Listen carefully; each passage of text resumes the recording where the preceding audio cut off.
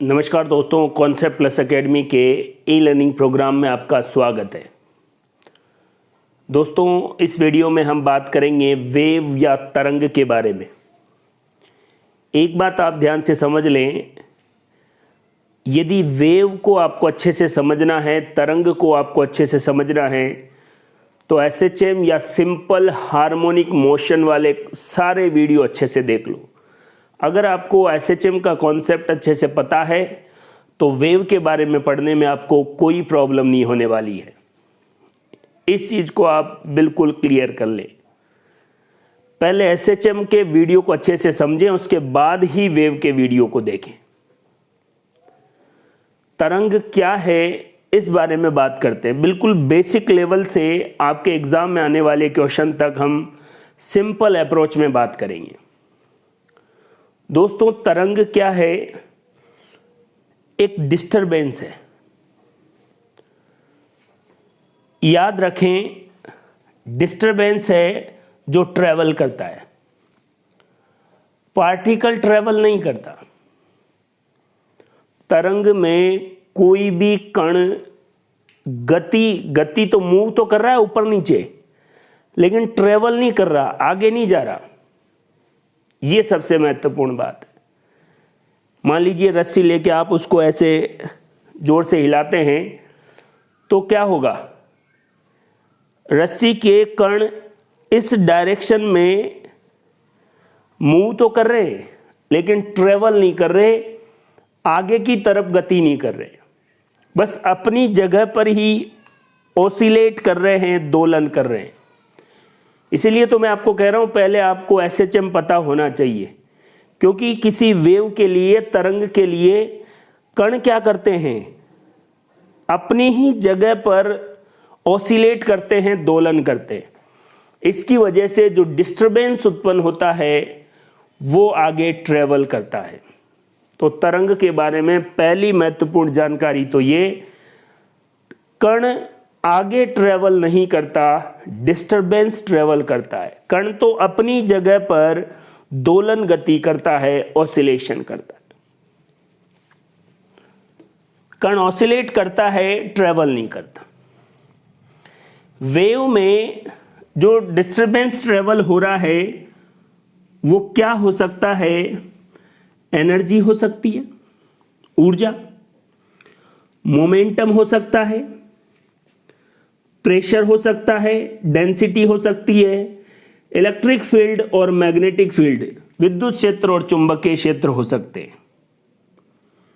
तरंग में जिसे हम कह रहे हैं कि डिस्टरबेंस ट्रेवल करता है, एनर्जी ट्रेवल कर सकती है, मोमेंटम ट्रेवल कर सकता है, प्रेशर, डेंसिटी या इलेक्ट्रिक फील्ड या मैग्नेटिक फील्ड ट्रेवल कर सकते हैं। लेकिन याद रखें, पार्टिकल ट्रेवल नहीं करता है। पार्टिकल अपनी जगह पर ही ओसिलेट करता है, दोलन करता है। मैं आपको क्यों कह रहा हूं कि आपको पहले एसएचएम पता होना चाहिए? क्यों? क्योंकि वेव जो है वो कलेक्शन ऑफ एसएचएम है। एसएचएम में एक ही कण दोलन कर रहा था, वेव में बहुत सारे पार्टिकल एक साथ अपनी पोजीशन पर ओसिलेशन या दोलन कर रहे हैं। तो अगर आपको एसएचएम अच्छे से पता होगी तो वेव का कॉन्सेप्ट आपको बिल्कुल क्लियर होगा।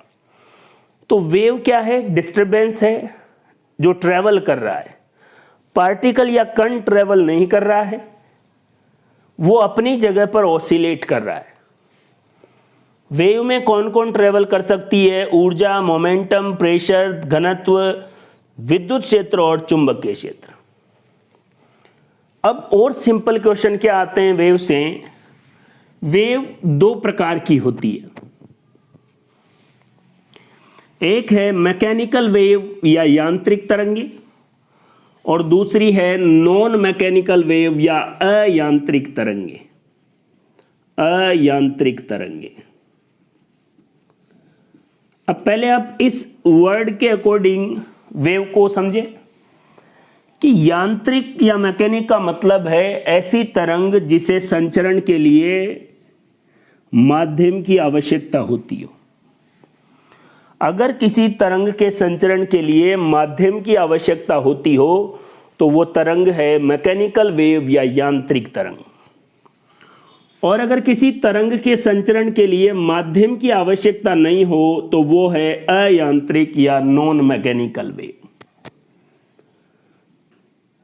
यहां एक बात जरूर समझ लें, नॉन मैकेनिकल वेव जिनके संचरण के लिए माध्यम की आवश्यकता नहीं है, कई बार बच्चे ये समझ लेते हैं कि ये निर्वात में ही गमन करेंगी। याद रखें, माध्यम की आवश्यकता नहीं है, हो तो भी चलेगा और नहीं हो तो भी चलेगा, लेकिन यहां पर माध्यम होना जरूरी है। और इन नॉन मैकेनिकल वेव को ही जनरली विद्युत चुंबकीय तरंगों के नाम से जाना जाता है, इलेक्ट्रोमैग्नेटिक वेव्स के नाम से। इलेक्ट्रोमैग्नेटिक वेव कौन सी तरंगे हैं? अयांत्रिक तरंगे हैं, नॉन मैकेनिकल वेव्स है। इनको संचरित होने के लिए, मूव करने के लिए माध्यम की आवश्यकता नहीं है। अगली बात देखिए, यह भी बड़ी इंटरेस्टिंग बात है। जो यांत्रिक तरंगे हैं वो माध्यम की प्रत्यास्थता और जड़त्वीयता या इनर्शियल प्रॉपर्टी पर भी निर्भर करती है। यांत्रिक तरंगे तब ही मूव करेगी जब माध्यम प्रत्यास्थ हो और जड़त्वीय हो, लेकिन अयांत्रिक तरंगे माध्यम की प्रत्यास्थता और जड़त्व इनको प्रभावित नहीं करता। दूसरी बात, मीडियम की इलास्टिसिटी और इनर्शियल प्रॉपर्टी इलेक्ट्रोमैग्नेटिक वेव के ट्रांसमिशन को कोई प्रभाव नहीं करेगी, लेकिन मैकेनिकल वेव को प्रभावित करेगी। अब और एक बात समझिए, तरंगे दो और उनको डिवाइड किया गया है पार्ट में। यदि कणों के कंपन तरंग संचरण की दिशा के लंबवत हो, परपेंडिकुलर हो, मान लो तरंग संचरण की दिशा, वेव की मोशन इधर है, ये वेव की मोशन है, इधर तरंग संचरण है, तरंग इधर जा रही है और पार्टिकल इसके परपेंडिकुलर मूव कर रहे हैं। कणों के कंपन तरंग संचरण की दिशा के लंबवत हो तो इस प्रकार की तरंग को कहेंगे अनुप्रस्थ तरंग, ट्रांसवर्स वेव। और यदि कणों के कंपन तरंग संचरण की दिशा के समांतर हो, तरंग संचरण की दिशा इधर है और पार्टिकल जो है उनका ऑसिलेशन भी समांतर है इसी डायरेक्शन में, तो ये कौन सी वेव हो जाएगी? लॉन्गिट्यूडाइनल वेव, जिनको अनुदैर्घ्य तरंग कहा जाएगा। माध्यम के आधार पर तरंगें दो प्रकार की होगी। पहली कौन सी? यांत्रिक और अयांत्रिक। कणों के कंपन की दिशा और तरंग संचरण की दिशा के आधार पर भी दो प्रकार की होगी, ट्रांसवर्स और लॉन्गिट्यूडाइनल। ट्रांसवर्स को अनुप्रस्थ और लॉन्गिट्यूडाइनल को अनुदैर्घ्य तरंग कहा जाएगा। अब एक बात और समझ लीजिए, जितनी भी नॉन मैकेनिकल या इलेक्ट्रोमैग्नेटिक वेव्स है वो सारी की सारी अनुप्रस्थ तरंग होती है, ऑलवेज ट्रांसवर्स होती है। मतलब इलेक्ट्रोमैग्नेटिक वेव में पार्टिकल का वाइब्रेशन वेव मोशन या तरंग संचरण के लंबवत होगा, लेकिन मैकेनिकल वेव में दोनों ही हो सकते हैं, अनुप्रस्थ भी हो सकता है और अनुदैर्घ्य भी हो सकता है, ट्रांसवर्स और लॉन्गिट्यूडाइनल। ध्यान से समझिए, विद्युत चुंबकीय तरंगों में हमेशा पार्टिकल तरंग संचरण की दिशा के लंबवत ही ऑसिलेट करेगा, दोलन करेगा, इसलिए ये सभी ट्रांसवर्स होती है। लेकिन मैकेनिकल वेव ट्रांसवर्स भी हो सकती है और लॉन्गिट्यूडाइनल या अनुदैर्घ्य भी हो सकती है। अनुप्रस्थ ट्रांसवर्स यांत्रिक तरंग का उदाहरण है डोरी में उत्पन्न तरंगे। डोरी को आप उधर दीवार से बांध दें और फिर ऐसे आप उसको वेव प्रोड्यूस करें, तो ये कौन सी तरंगे हैं? ट्रांसवर्स है और कौन सी है? मैकेनिकल। इलेक्ट्रोमैग्नेटिक कौन सी है? ट्रांसवर्स है लेकिन नॉन मैकेनिकल है। लॉन्गिट्यूडाइनल जो वेव है, अनुदैर्घ्य जो तरंग है, वो हमेशा कौन सी होगी? मैकेनिकल वेव होगी। ये भी कॉन्सेप्ट है भाई। देखिए, ट्रांसवर्स तो ये भी हो सकती है और ये भी हो सकती है, लेकिन अनुदैर्घ्य तो केवल कौन सी होगी? यांत्रिक तरंगें ही होगी। अनुदैर्घ्य ऐसी यांत्रिक तरंगें हैं जिनके कणों के कंपन तरंग संचरण की दिशा में हो, और उदाहरण कौन है? साउंड वेव, ध्वनि तरंगे। ध्वनि तरंगें लॉन्गिट्यूडाइनल और मैकेनिकल वेव है, इस बात को आप ध्यान में रखें। तो ये बात आपके दिमाग में क्लियर होनी चाहिए कि मैकेनिकल क्या है, नॉन मैकेनिकल क्या है, ट्रांसवर्स क्या है, लॉन्गिट्यूडाइनल क्या है।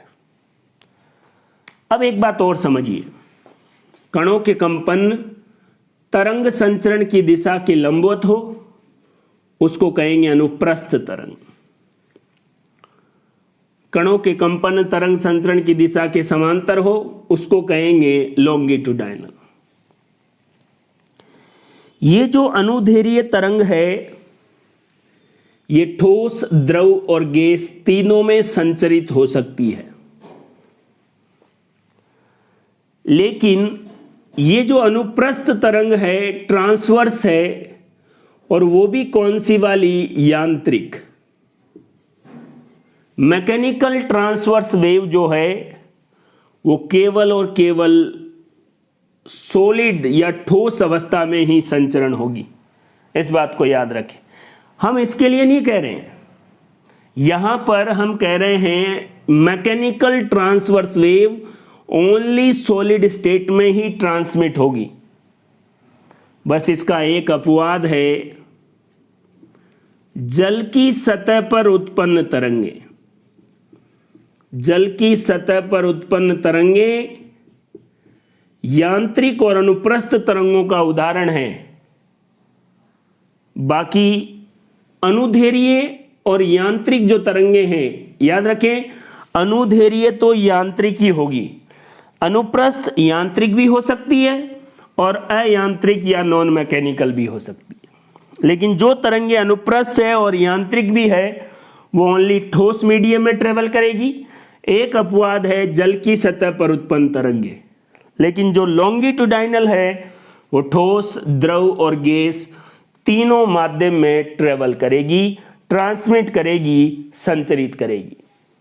दोस्तों, वेव क्या है ये आप अच्छे से समझ चुके हैं। बस एक बात आप अच्छे से याद रख लें, वेव में पार्टिकल ट्रेवल नहीं करता है, डिस्टरबेंस ट्रेवल करता है। और ये डिस्टरबेंस एनर्जी हो सकती है, प्रेशर हो सकता है, डेंसिटी हो सकती है, मोमेंटम हो सकता है, या इलेक्ट्रिक फील्ड या मैग्नेटिक फील्ड, चुंबकीय क्षेत्र या विद्युत क्षेत्र हो सकता है।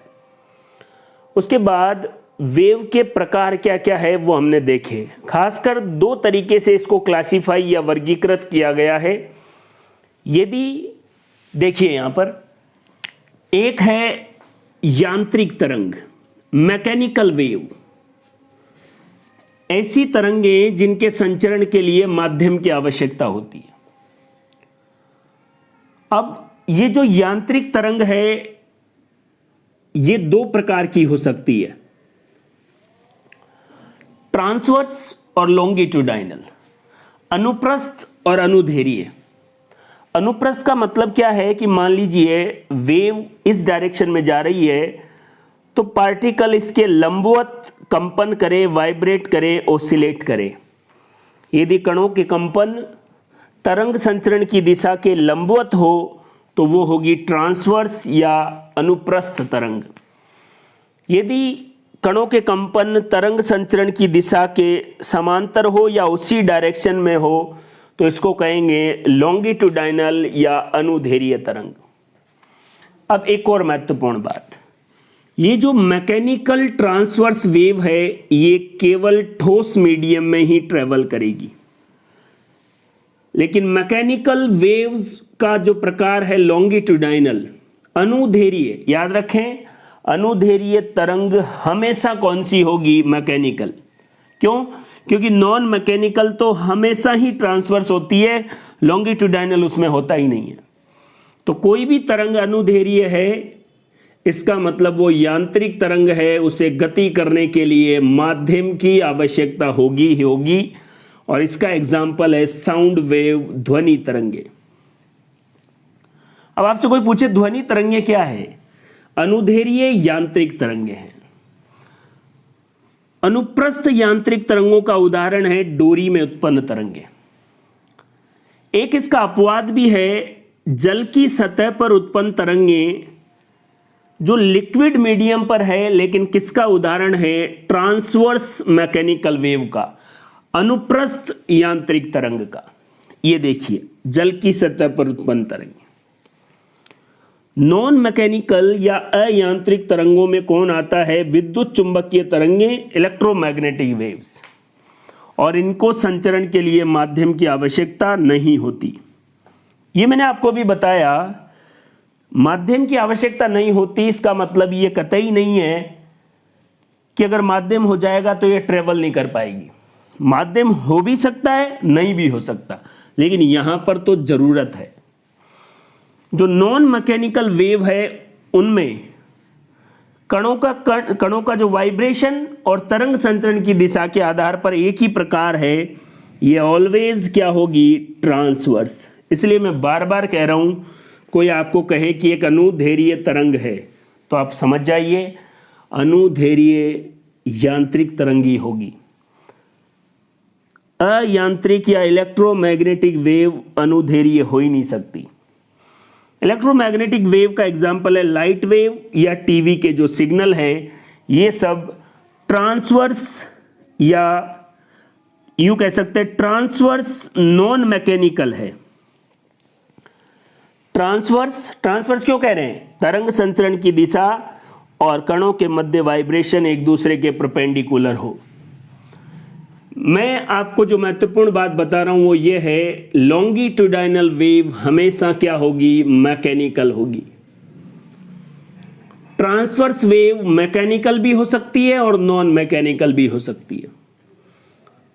ऐसी ट्रांसवर्स वेव जो मैकेनिकल है वो ओनली सॉलिड मीडियम में ही ट्रेवल करेगी। अपवाद स्वरूप है जल की सतह पर उत्पन्न तरंगे। जल की सतह पर उत्पन्न तरंगे किसका एग्जाम्पल है? ट्रांसवर्स मैकेनिकल वेव का, अनुप्रस्थ यांत्रिक तरंग का। अनुप्रस्थ नॉन मैकेनिकल वेव का एग्जाम्पल है इलेक्ट्रोमैग्नेटिक वेव्स। Electromagnetic waves. अब इससे क्वेश्चन कैसे पूछे जाते हैं वो सिंपल देखिए, आप देखिए, अनुप्रस्थ यांत्रिक तरंगे गति करती है। अनुप्रस्थ और यांत्रिक तरंगे, ये यांत्रिक तरंगे और अनुप्रस्थ केवल कौन से मीडियम में? ठोस में। अपवाद स्वरूप जल की सतह पर उत्पन्न तरंगे भी अनुप्रस्थ और यांत्रिक है, लेकिन आपको कहना पड़ेगा कि ये केवल ठोस मीडियम में ही ट्रेवल करती है। किस प्रकार की तरंगों का संचरण माध्यम की प्रत्यास्थता और जड़त्वीय गुण पर निर्भर करता है? कौन सी तरंगों का? यांत्रिक तरंगों का। तो जवाब कौन सा हो जाएगा? देखो, विद्युत चुंबकीय तरंग तो यांत्रिक तरंग नहीं है। डोरी में उत्पन्न तरंग यांत्रिक तरंग है, और कौन सी वाली है? यांत्रिक और अनुप्रस्थ। जल की सतह पर उत्पन्न तरंग भी कौन सी है? यांत्रिक और अनुप्रस्थ। और यांत्रिक तरंगे प्रत्यास्थता और जड़त्व पर निर्भर करती है, इसलिए आंसर बी और सी दोनों हो जाएगा। इस तरीके के क्वेश्चन पूछे जाते हैं। बड़ा इजी क्वेश्चन आए तो ऐसा भी पूछ सकते हैं कि डोरी में उत्पन्न तरंगे कौन सी होती है, यांत्रिक और अनुप्रस्थ। ध्वनि तरंगे कौन सी है, ध्वनि तरंगे जो है वो कौन सी है, अनुदैर्घ्य, और अनुदैर्घ्य तरंग ऑलवेज क्या होगी, मैकेनिकल। लॉन्गिट्यूडाइनल, मैकेनिकल, ये कौन सी है, साउंड वेव। फिर आपसे पूछा गया प्रकाश तरंगे क्या है, प्रकाश तरंगे इलेक्ट्रोमैग्नेटिक वेव्स है जो ऑलवेज ट्रांसवर्स होती है, अनुप्रस्थ और अयांत्रिक। ऐसे ही माइक्रोवेव ओवन में जो तरंगे काम में ली जाती है उनको कहते हैं सूक्ष्म तरंगे, और सूक्ष्म तरंगे भी विद्युत चुंबकीय तरंग का ही एक भाग है। माइक्रोवेव ओवन में कौन सी तरंगे, सूक्ष्म तरंगे। प्रकाश तरंग कौन सी है, इलेक्ट्रोमैग्नेटिक वेव, और इलेक्ट्रोमैग्नेटिक वेव को ट्रांसवर्स और नॉन मैकेनिकल वेव कह सकते हैं। इस तरीके से ज़्यादा डिटेल में चीज़ें तो हम पढ़ेंगे ही, लेकिन कई बार ये सिंपल सा सवाल आता है उसमें ही बच्चे कंफ्यूज हो जाते हैं। तो अब आप ये कंफर्म कर लें कि वेव के प्रकार से अगर कोई क्वेश्चन आया तो आप उसको इन कॉन्सेप्ट को ध्यान में रखकर आराम से सॉल्व कर देंगे। दोस्तों, वेव के बारे में ही कुछ और इम्पोर्टेंट कॉन्सेप्ट के बारे में बात करते हैं। पहली लाइन देखिए, यांत्रिक तरंग संचरण माध्यम की प्रत्यास्थता और जड़त्वीय गुण पर निर्भर करता है। मैकेनिकल वेव मीडियम की इलास्टिसिटी और उसकी इनर्शियल प्रॉपर्टी पर डिपेंड करता है। ये मैं आपको पहले भी बता चुका हूँ। फिजिक्स के जितने भी वीडियोस मैंने बनाए हैं इस पैटर्न में बनाए हैं। जब आप नोट्स बनाओगे तो आपको पता लगेगा चीज़ें कुछ टाइम इंटरवल के बाद रिपीट हो रही है। इससे आपको चीज़ों को समझने और याद रखने में आसानी होगी। ये बात मैं बहुत बार लिख चुका हूँ, एक बार फिर लिखा हूँ। यांत्रिक तरंग संचरण मैकेनिकल वेव ट्रांसमिशन दो चीज़ों पर, मीडियम की इलास्टिसिटी और उसके इनर्शियल प्रॉपर्टी पर निर्भर करता है। अगर यही वेव नॉन मैकेनिकल होती तो निर्भर नहीं करता। अब देखो, एक सिंपल वेव के बारे में हम बात करते हैं तो ऐसा होता है, मान लीजिए तरंग संचरण की दिशा इधर है, इस डायरेक्शन में तरंग मूव कर रही है, ये तरंग संचरण की दिशा है, डायरेक्शन है, और यहां पर कुछ पार्टिकल ओसिलेट कर रहे हैं, दोलन कर रहे हैं। इस प्रकार की वेव में मैटर इन्वॉल्व है, कोई पदार्थ इसमें इन्वॉल्व हो रहा है, और ये पदार्थ कौन है, कण। याद रखें, कण आगे नहीं जा रहे हैं, कण अपनी जगह पर ही ओसिलेट कर रहे हैं, दोलन कर रहे हैं। यहां पर एक बात बड़ी इंटरेस्टिंग आपको पता लगेगी। डी ब्रोगली ने कहा पदार्थ की द्वैत प्रकृति, ड्वेल नेचर ऑफ मैटर। मतलब कई बार पदार्थ खुद तरंग की तरह व्यवहार करता है। जैसे हम बात करें किसके बारे में, इलेक्ट्रॉन के बारे में। पदार्थ खुद एक तरंग की तरह चलता है, इसलिए इस प्रकार की वेव को कहा जाएगा मैटर वेव। ये सिंपल वेव के बारे में बात हो रही है। इसमें मैटर इन्वॉल्व तो है लेकिन ट्रेवल नहीं कर रहा है। इसमें मैटर इन्वॉल्व भी है और मैटर खुद वेव की फॉर्म में ट्रेवल कर रहा है, इसलिए इसको क्या बोलेंगे, matter wave. Dual nature of matter, पदार्थ की द्वैत प्रकृति किसने बताई, डी ब्रोगली ने।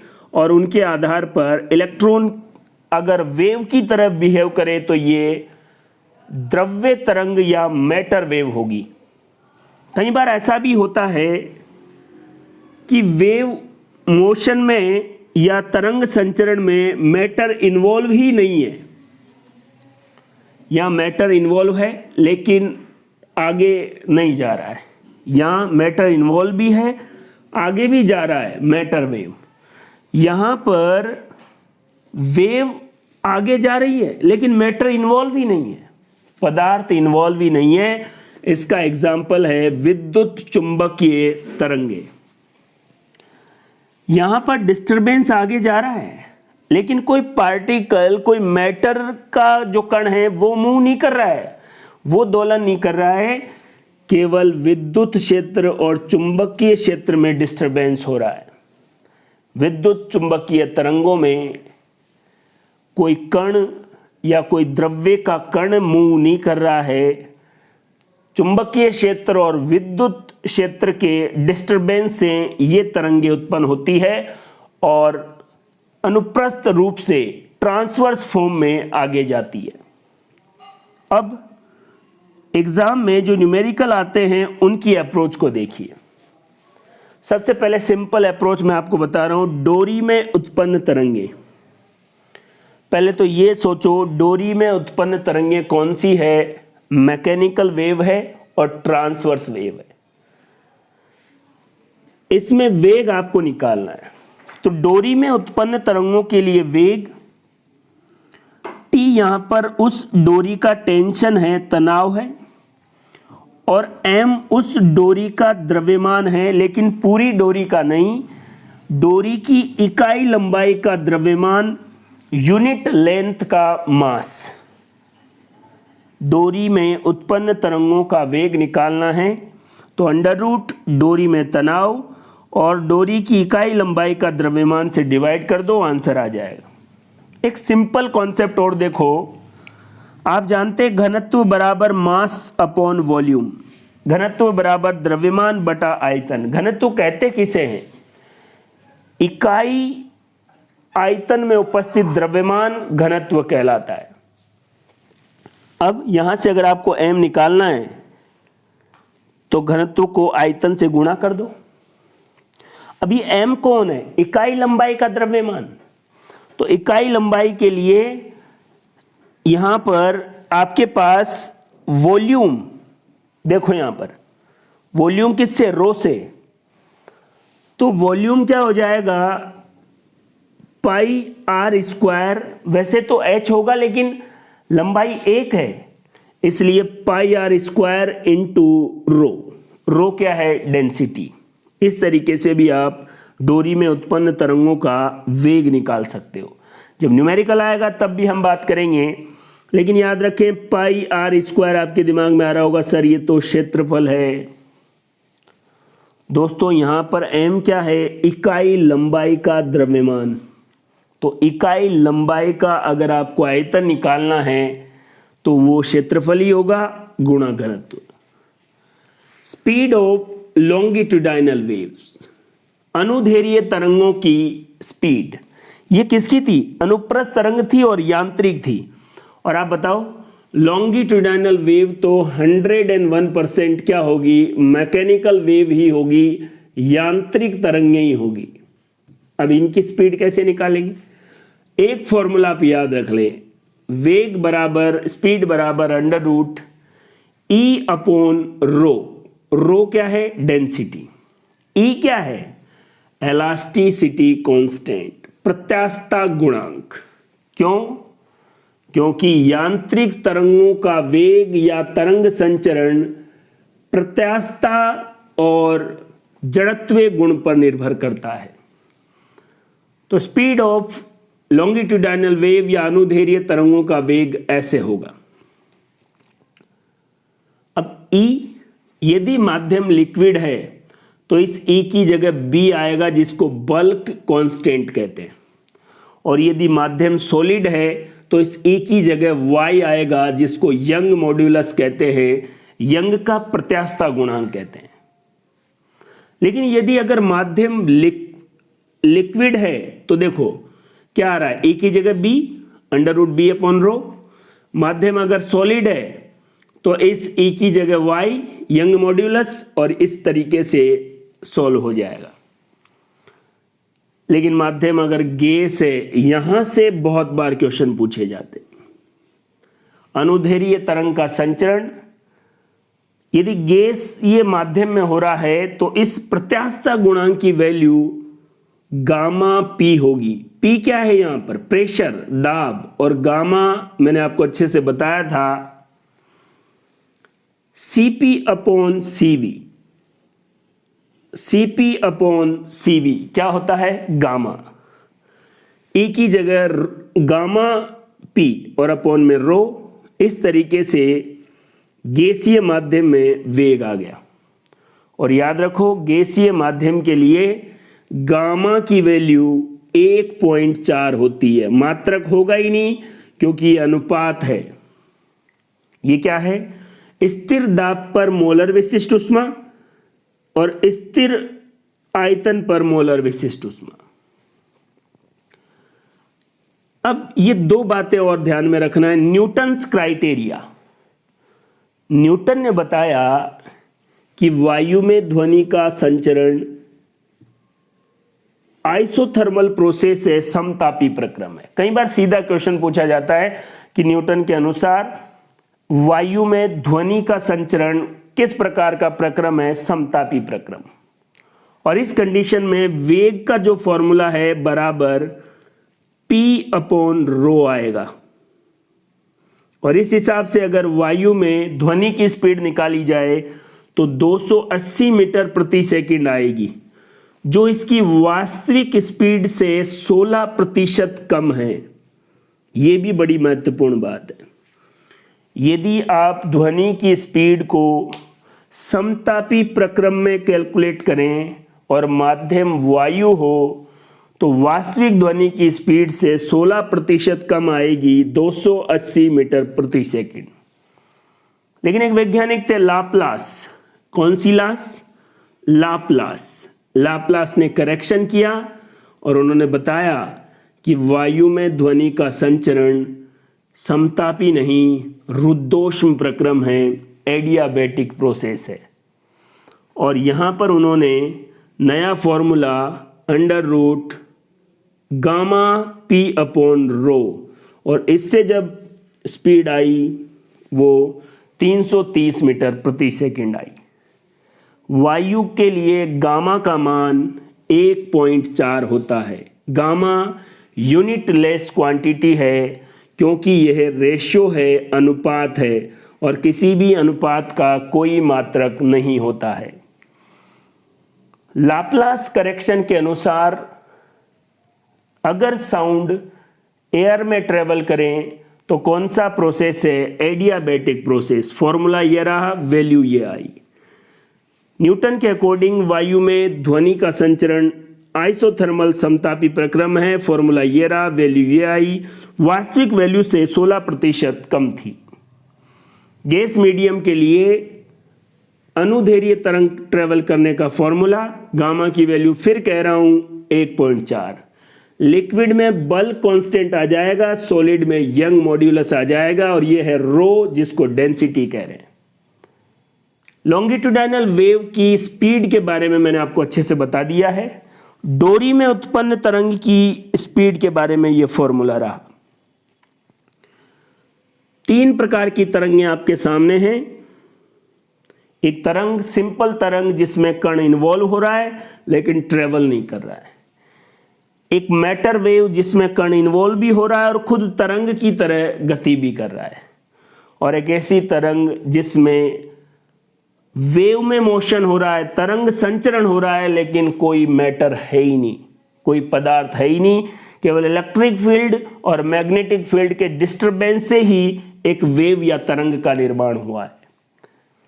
इस तरीके से आप एग्जाम में आने वाले एक एक कॉन्सेप्ट को क्लियरिटी के साथ देखें। सिंपल बातें। डोरी में उत्पन्न तरंगों के लिए फॉर्मूला, अनुदैर्घ्य तरंगों के लिए लिक्विड में, सॉलिड में, गैस में न्यूटन ने समतापी प्रक्रम बोला और लाप्लास ने करेक्शन करके उसको एडियाबैटिक प्रोसेस बोला। और इसके अकॉर्डिंग वायु में ध्वनि की स्पीड 330 मीटर प्रति सेकंड और न्यूटन के अकॉर्डिंग 280 मीटर प्रति सेकंड आ रही थी। तो ये कुछ बेसिक जानकारियां और इंपॉर्टेंट कॉन्सेप्ट थे जो वेव में या वेव से रिलेटेड जब भी किसी एग्जाम में क्वेश्चन आते हैं ये पूछे जाते हैं। कोई सा भी एग्जाम उठा के देख लें, वेव से हमेशा क्वेश्चन सिंपल पूछे जाते हैं, क्योंकि ये टॉपिक इतना कॉम्प्लेक्स है, जितना पढ़ते जाओगे उतना उलझते जाओगे। तो मेरी पूरी कोशिश यही रहेगी कि वेव को बिल्कुल सिंपल तरीके से और एग्जाम ओरिएंटेड तरीके से आपको बताऊं, ताकि वीडियो में आप अपने कॉन्सेप्ट डेवलप कर लें और किसी भी प्रकार का क्वेश्चन आए आराम से सॉल्व कर लें। जो और महत्वपूर्ण कॉन्सेप्ट देखिए, तनी हुई रस्सी में उत्पन्न तरंगे कौन सी है?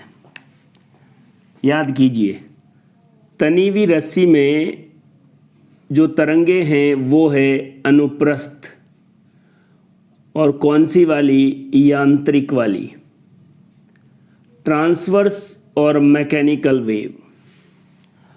हवा में ध्वनि का संचरण कौन सी परिघटना है? अगर ऐसे क्वेश्चन आए तो आपको बताना है रुद्धोष्म या एडियाबैटिक प्रोसेस। और रुद्धोष्म प्रक्रम किसने बताया? लाप्लास ने, इसलिए इसको लाप्लास करेक्शन भी कहते हैं, संशोधन, क्योंकि न्यूटन ने इसको समतापीय प्रक्रम बताया था। ध्वनि का अधिकतम वेग किस में होता है ये भी आपको ध्यान में रखना है। ठोस में सबसे ज़्यादा, उससे कम द्रव में, और सबसे कम गैस में। गलती से भी आप ऐसा नहीं करें, याद रखें निर्वात में तो ध्वनि गति नहीं कर पाती, निर्वात में इसकी गति संभव नहीं है। क्यों? क्योंकि अनुदैर्घ्य तरंगों को गति के लिए माध्यम की ज़रूरत होती है, क्योंकि अनुदैर्घ्य तरंग, ध्वनि कौन सी तरंग है? अनुदैर्घ्य, और जो भी तरंग अनुदैर्घ्य होगी वो 100% क्या होगी? यांत्रिक होगी। और यांत्रिक तरंगों को गति के लिए किसकी ज़रूरत है? माध्यम की। एक क्वेश्चन और देखो, एक डोरी की लंबाई 50 मीटर है, द्रव्यमान 0.35 kg है, डोरी में तनाव 70 न्यूटन है, तो डोरी में उत्पन्न तरंग का वेग ज्ञात करें। 4 ऑप्शन है। डोरी में उत्पन्न तरंग का वेग फॉर्मूला ये √T टेंशन m याद रखें इकाई लंबाई का द्रव्यमान है, बस ये बात याद रखना है। देख लो, इकाई लंबाई का द्रव्यमान अगर आपको निकालना है तो टोटल द्रव्यमान में कुल लंबाई का भाग दे दो। इकाई लंबाई के द्रव्यमान निकालने के लिए आपको क्या करना पड़ेगा? टोटल आपके पास जो भी द्रव्यमान है और आपके पास रस्सी की जो भी टोटल लंबाई है उससे भाग दे दें, आपके पास m की वैल्यू आ जाएगी। और t की वैल्यू कितनी है? 70 न्यूटन। तो 70 और उसके बाद 0.35 ये ऊपर चला जाएगा, ये वैल्यू किस में आ गई? रूट में। अगर आप यहाँ से देखेंगे तो 2 के बाद पॉइंट है, इसलिए ऊपर क्या आ जाएगा? 100, और ये कितना हो गया? 2। 100 को 100 से गुणा किया, करने की ज़रूरत नहीं है क्योंकि 100 × 100 अंडर रूट में है, अंडर रूट हटेगा तो आंसर कितना आ जाएगा? 100 मीटर प्रति सेकंड। लाप्लास संशोधन कहता है कि v बराबर अंडर रूट आपके पास है गामा p/ρ। p क्या है? नॉर्मल प्रेशर, और रो क्या है? माध्यम का घनत्व। मान लो एक माध्यम है जिसका घनत्व ρ1 है, तो वेग v1 होगा। दूसरा माध्यम जिसका घनत्व डेंसिटी ρ2 है, तो वेग v2 होगा। अब v1/v2 और ρ1/ρ2 में संबंध निकालना है, तो देखिए v1 की वैल्यू, दोनों पर अंडर रूट है इसलिए अलग अलग मैंने लिख दिया ताकि काटने में कोई दिक्कत नहीं हो। बटे में ये आएगा तो ऊपर उल्टा हो जाएगा, इससे ये कट गया और ρ2/ρ1 अंडर रूट में आ गया। तो v1/v2 अंडर रूट ρ2/ρ1 के बराबर होगा। ये आपको ध्यान में रखना है। ये तो था वेग और घनत्व के बीच संबंध। वैसे साफ साफ यहाँ पर ये भी पता लग रहा है कि वेग जो है वो 1/√ρ के व्युत्क्रमानुपाती है, √ρ के व्युत्क्रमानुपाती और 1/√ρ के समानुपाती। अगर अब घनत्व की जगह टेम्परेचर आ जाए तो देखो, हम जानते हैं आदर्श गैस इक्वेशन PV = nRT होती है। ये प्रेशर है, ये वॉल्यूम आयतन है, ये मोलों की संख्या है, ये एक कांस्टेंट है और टी टेम्परेचर है।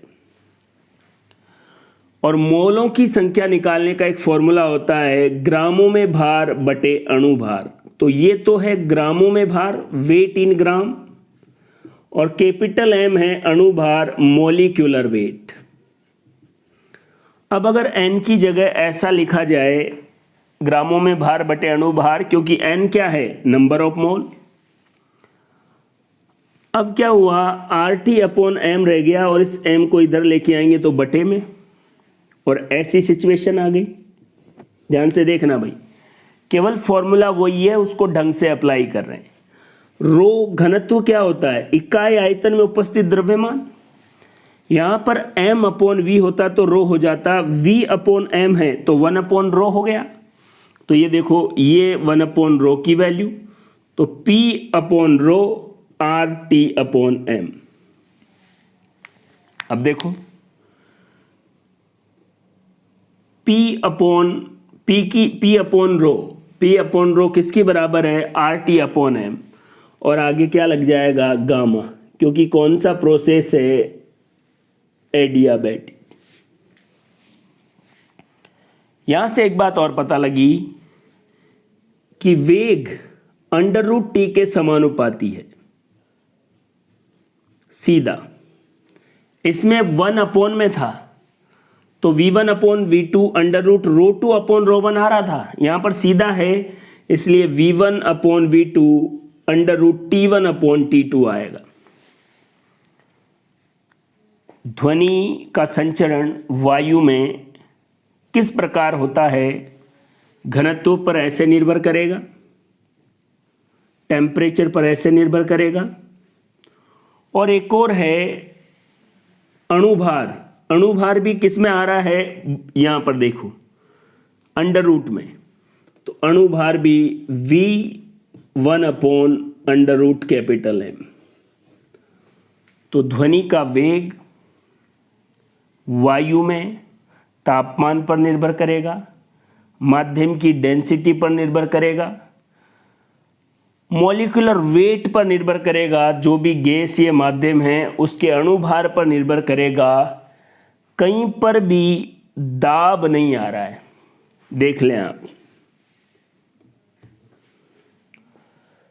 वायु में ध्वनि के वेग पर दाब का कोई प्रभाव नहीं होता है, टेम्परेचर का होता है, अणुभार का होता है और घनत्व का होता है।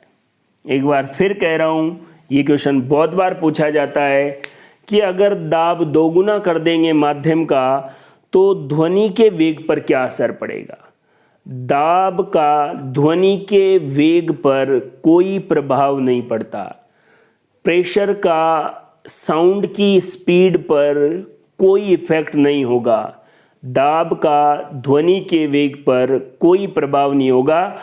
इस लाइन को आप अच्छे से समझ लें। दोस्तों, आप जान चुके हैं कि ध्वनि के वेग पर दाब का कोई प्रभाव नहीं पड़ता। दाब में परिवर्तन भी करेंगे तो ध्वनि के वेग पर कोई प्रभाव नहीं पड़ेगा। याद रखें, ध्वनि के वेग पर दाब में परिवर्तन का कोई प्रभाव नहीं होता।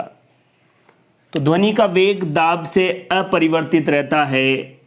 वेग की जो फॉर्मूला है, speed of sound, gamma RT upon m। देखिए, ताप के √T,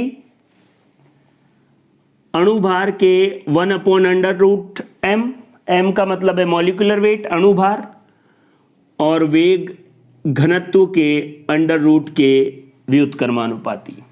तो ध्वनि का वेग ताप पर निर्भर करेगा, जो गैस है, जो माध्यम है, उसके अणुभार पर निर्भर करेगा, और माध्यम के घनत्व पर निर्भर करेगा। और किस प्रकार से निर्भर करेगा आपके सामने है, लेकिन दाब में परिवर्तन का ध्वनि के वेग पर कोई प्रभाव नहीं पड़ेगा।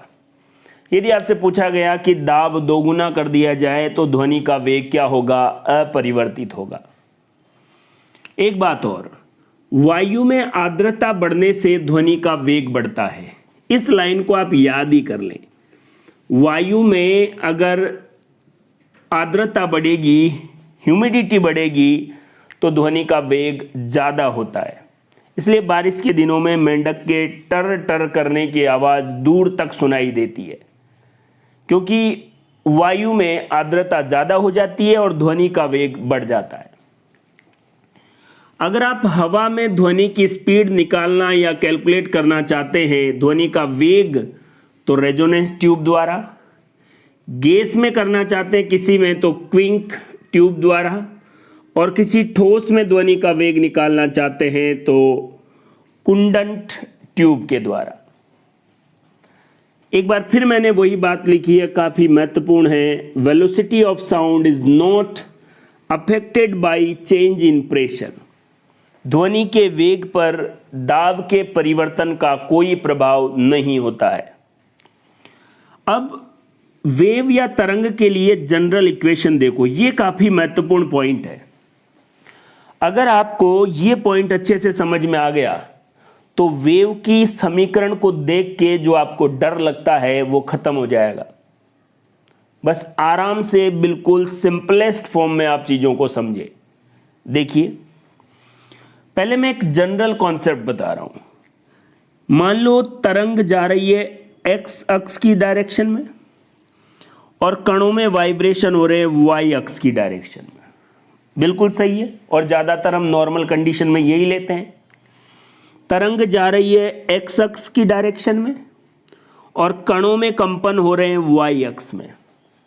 इसके लिए आपके पास एक समीकरण है कि y बराबर f a x plus minus b t. Time के साथ जो कांस्टेंट है उसको b लिख रहे हैं, x के साथ जो कांस्टेंट है उसको a लिख रहे हैं। देखिए, अब आपको वेव की स्पीड निकालनी है v, तो ये फॉर्मूला याद रखें।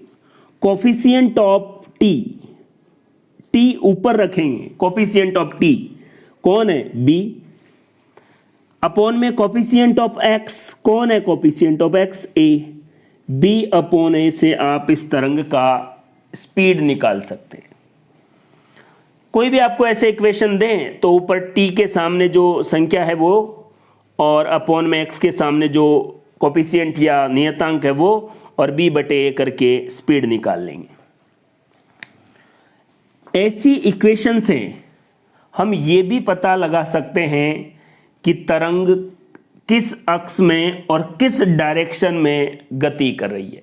ध्यान से देखिए, इक्वेशन से ही पता लगा लेंगे कि तरंग धनात्मक पॉजिटिव एक्स में जा रही है, नेगेटिव एक्स में आ रही है, पॉजिटिव वाई में जा रही है या नेगेटिव वाई में जा रही है। आप जानते हैं एक सिंपल ग्राफ में बात करें ऐसे, ये पॉजिटिव एक्स, ये नेगेटिव एक्स, ये पॉजिटिव वाई, ये नेगेटिव वाई। इक्वेशन से आप पता कर सकते हैं कि तरंग इधर जा रही है, इधर जा रही है, ऊपर जा रही है या नीचे आ रही है। देखो, पहली बात तो ये समीकरण किसके लिए है? जब तरंग एक्स अक्ष पर जा रही हो, हाँ पॉजिटिव या नेगेटिव हो सकती है, तरंग एक्स अक्ष पर है और कणों के कंपन वाई अक्ष पर है। ठीक है, अगर समीकरण में एक प्लस में और दूसरा माइनस में हो, या एक माइनस में और दूसरा प्लस में हो, तो तरंग पॉजिटिव एक्स डायरेक्शन में जा रही है, यहां से पॉजिटिव एक्स डायरेक्शन। कब? या तो ए एक्स पॉजिटिव में हो या बी टी पॉजिटिव, एक पॉजिटिव एक नेगेटिव। ऐसा होने से तरंग पॉजिटिव एक्स में जाएगी और इक्वेशन ये रही।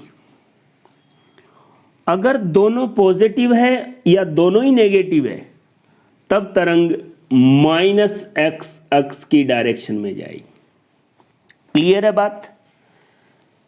ऐसी इक्वेशन में केवल आप देखेंगे साइन। अगर इक्वेशन और सिंपल हो रखी है तब भी अपन देख लेंगे, लेकिन इनके बीच का साइन अपोजिट है, एक प्लस एक माइनस, एक माइनस एक प्लस, तो पॉजिटिव एक्स में, और सेम साइन है दोनों प्लस में या दोनों माइनस में, तो नेगेटिव एक्स अक्ष में।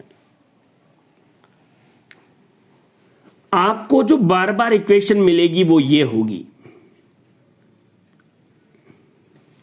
पहले तो आप ये बताइए ये इक्वेशन कौन सी वेव के लिए है, वो कौन से एक्स पर है और किस डायरेक्शन में जा रही है।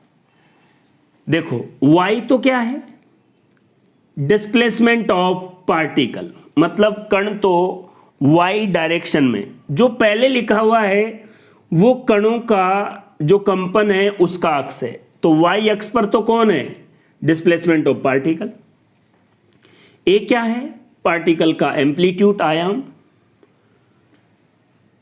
टी का कांस्टेंट या कोफिशिएंट ओमेगा है, जिसको कोणीय आवृत्ति कह रहे हैं, एंगुलर फ्रीक्वेंसी।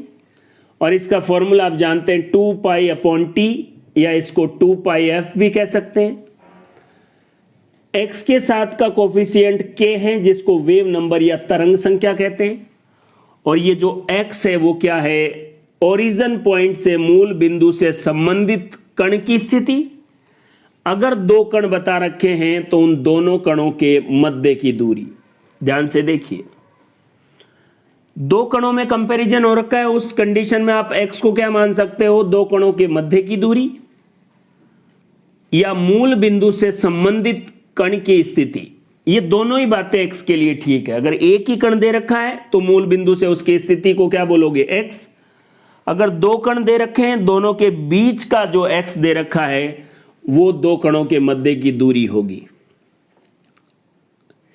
यह समीकरण किसके लिए है, देखो देखें, कणों में कंपन y अक्ष पर और तरंग की जो दिशा है वो x अक्ष पर।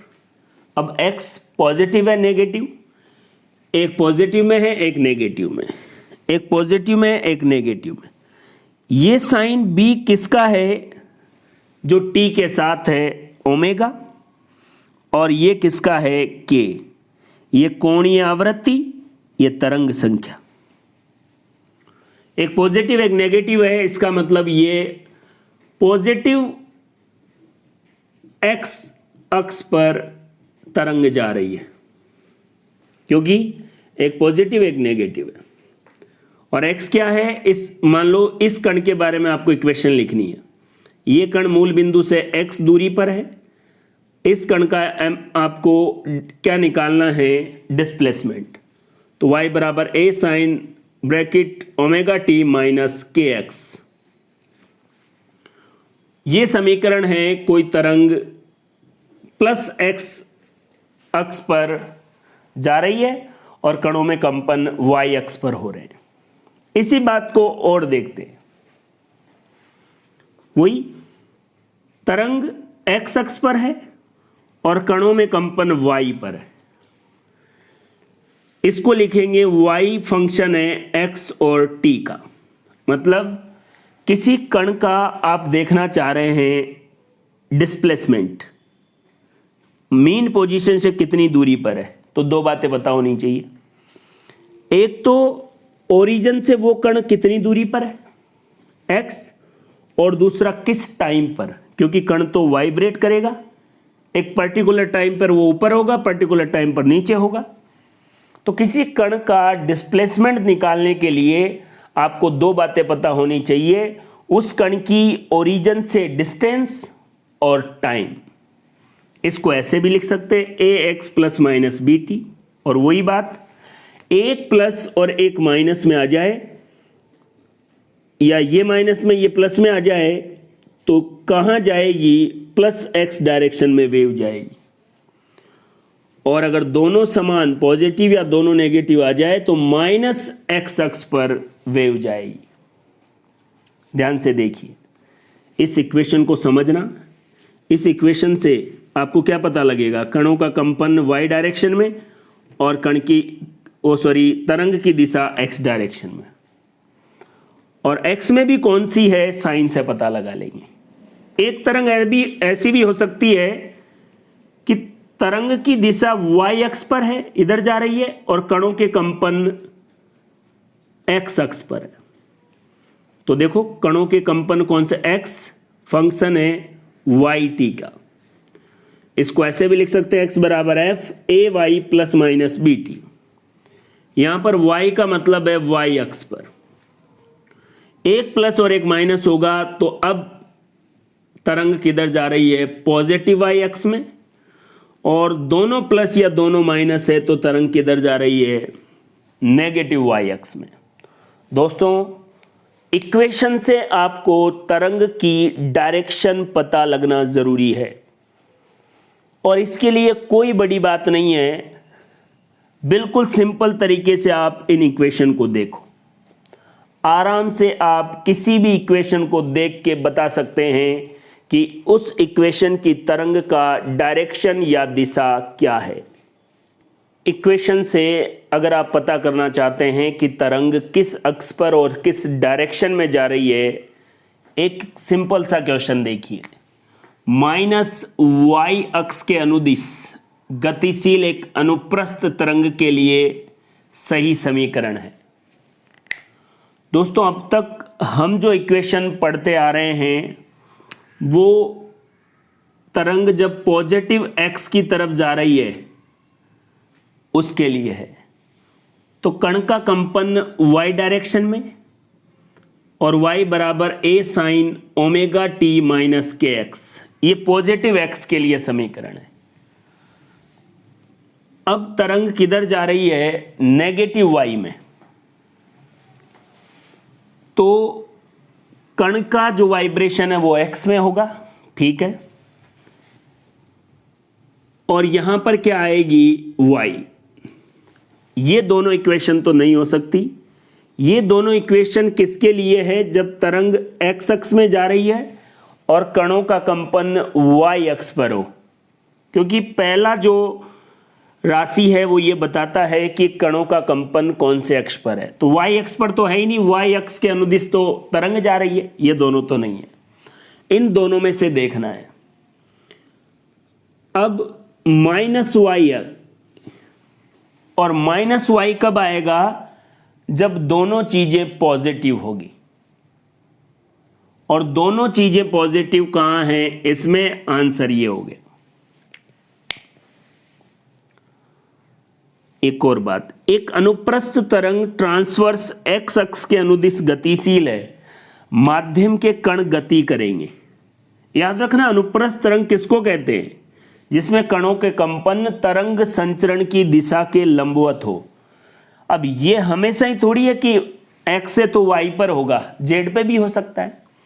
इसलिए तरंग अगर x अक्ष के अनुदिश जा रही है तो कणों के कंपन y पर भी हो सकते हैं और z पर भी हो सकते हैं, बस लंबवत होने चाहिए। ये महत्वपूर्ण बात है। अगर तरंग यहां से प्लस x की तरफ जा रही है तो इक्वेशन ये y बराबर a sine omega t minus k x. समीकरण में k के साथ जो दे रखा है उस अक्ष पर तरंग जा रही है, तो बताओ कौन है, x अक्ष पर, और एक पॉजिटिव और एक नेगेटिव हो तो पॉजिटिव अक्ष की तरफ, दोनों पॉजिटिव हो तो नेगेटिव अक्ष की तरफ। देखो दोनों पॉजिटिव है x अक्ष पर तो ऋणात्मक x अक्ष, प्लस y की तरफ जाएगी तो यहां x आ जाएगा, यहां y आ जाएगा। एक प्लस एक माइनस है इसलिए पॉजिटिव अक्ष की तरफ, और दोनों पॉजिटिव है इसलिए माइनस। ये समीकरण किसके लिए है, ये देखिए। इस इक्वेशन से अगर आपको वेव की स्पीड निकालनी हो तो t के साथ जो कांस्टेंट है ओमेगा, और जो डिस्प्लेसमेंट है उसके साथ कौन है, k। ओमेगा क्या है, एंगुलर फ्रीक्वेंसी, और k क्या है, तरंग संख्या। इन दोनों से आप स्पीड निकाल सकते हैं तरंग का। दोस्तों ये चार तो कम से कम आप याद ही कर लें। अगर तरंग प्लस x अक्ष पर जा रही है तो ये, माइनस में जा रही है तो ये। वैसे रटने की जरूरत नहीं है, क्वेश्चन ऐसा आएगा। देखो y अक्ष पर तरंग है इसलिए x अक्ष पर पार्टिकल का डिस्प्लेसमेंट है, इन दोनों में से चूज करना है। माइनस है, दोनों पॉजिटिव या दोनों नेगेटिव होना चाहिए, दोनों नेगेटिव किसी में है नहीं, दोनों पॉजिटिव है, इसलिए आंसर ये हो गया। इस तरीके में भी ध्यान देना है, कई बार आदत में पड़ जाती है बात कि एक्स अक्ष के अनुदिश तरंग जा रही है तो कणों का कंपन वाई में, भाई साहब लंबवत होना चाहिए, वाई में हो चाहे जेड में हो। ये हो गया, ये मैंने बना के आपको बता दिया है। प्लस एक्स अक्ष पर जा रही है तो ये, माइनस में जा रही है तो ये, प्लस वाई के लिए ये और माइनस वाई के लिए ये। और ऐसी इक्वेशन से अगर आपको स्पीड निकालनी है तो ओमेगा बटे के, ओमेगा कोणीय आवृत्ति है, एंगुलर फ्रिक्वेंसी है, जिसका मान मैंने आपको बता रखा है 2 पाई अपॉन टी या 2 पाई एफ। के क्या है? वेव नंबर है, जिसका फॉर्मूला 2 पाई अपॉन लैम्डा होता है, जिसके बारे में हम आगे बात करेंगे। तो इस तरीके से इक्वेशन और उसकी डायरेक्शन, इक्वेशन में कौन क्या क्या है, जो पहले आपको दे रखा है वो पार्टिकल का डिस्प्लेसमेंट है, यहां जो है वो वेव का डिस्प्लेसमेंट है।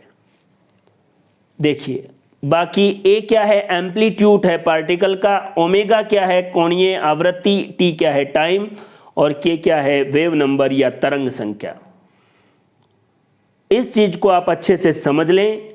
क्या इक्वेशन देखकर आप तरंग की दिशा बता पा रहे हैं, या तरंग की दिशा अगर आपको मालूम हो तो क्या आप इक्वेशन बना पा रहे हैं? इस चीज को अच्छे से समझ लें।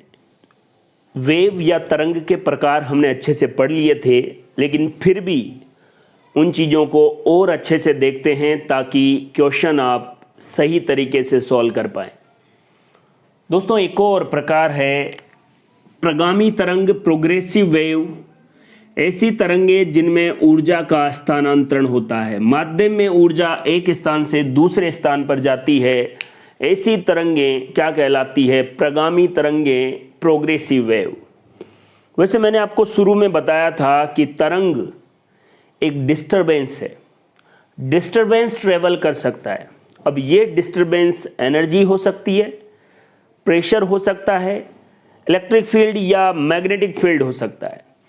अगर डिस्टरबेंस ऊर्जा है, इसका मतलब तरंग कौन सी है? अप्रगामी तरंग।